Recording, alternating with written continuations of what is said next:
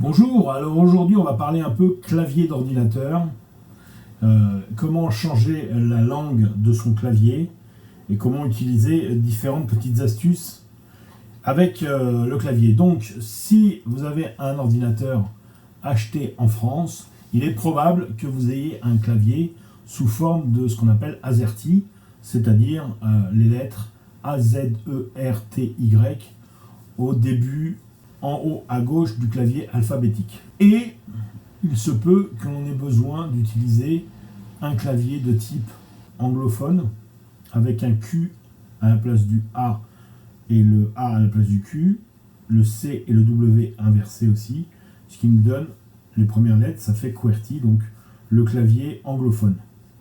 Mais on peut avoir besoin d'utiliser un clavier encore dans une autre langue. Donc, comment changer virtuellement, c'est-à-dire dans l'ordinateur, le clavier, sans changer de clavier physique? Eh bien, c'est relativement simple. Il suffit d'aller tout d'abord dans les préférences système, puis sur l'icône clavier. Ici, en haut à gauche, vous allez sur méthode de saisie. Ici, vous allez sur méthode de saisie.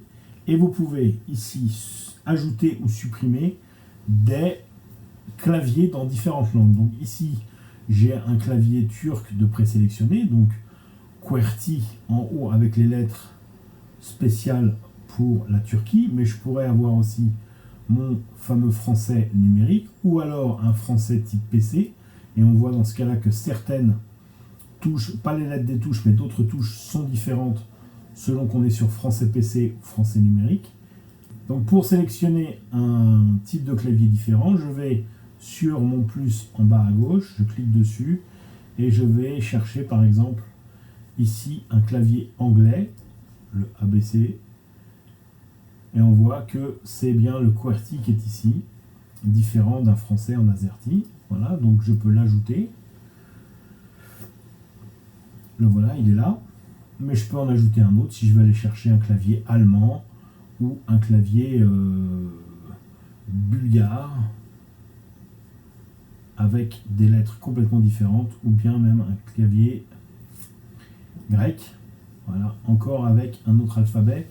Et ensuite, je vais sélectionner dans la colonne de gauche le clavier avec lequel je veux fonctionner, sachant que si j'affiche ici le menu de saisie dans la barre de menu, je vais avoir un icône qui va apparaître en haut à droite dans ma barre de menu qui me permettra de switcher, de changer de clavier facilement sans avoir besoin de repasser par l'interface de préférence système.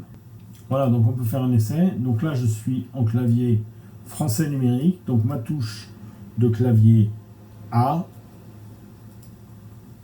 me donne un A. La touche Q me donne un Q et la touche W un W. Maintenant, si je change et que je me mets en anglais, ma touche A va donner un Q, ma touche Q va donner un A et ma touche W va donner un Z. Voilà, j'ai changé le type de clavier. Alors, si je ne connais pas la configuration physique de mon clavier, c'est-à-dire j'utilise normalement un QWERTY, mais je suis sur un AZERTY et je ne sais pas comment sont configurées les touches sur un AZERTY, je vais avoir besoin d'appeler mon clavier virtuel. Donc dans ce cas-là, je vais dans la préférence système sur l'onglet clavier et je vais ici afficher les visualisateurs de clavier et d'emoji dans la barre de menu. Ce qui va me permettre ici, sur mon icône dans la barre de menu, d'avoir deux sections supplémentaires avec celle-ci qui affiche le visualisateur de clavier, c'est-à-dire l'image de mon clavier actuellement sélectionné. Donc là, je suis sur un AZERTY.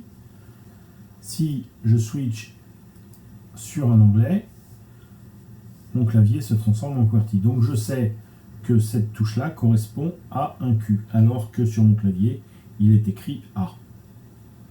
Mais je peux également utiliser ce clavier virtuel pour écrire. Alors, c'est moins simple, puisqu'il faut cliquer sur les touches avec la souris.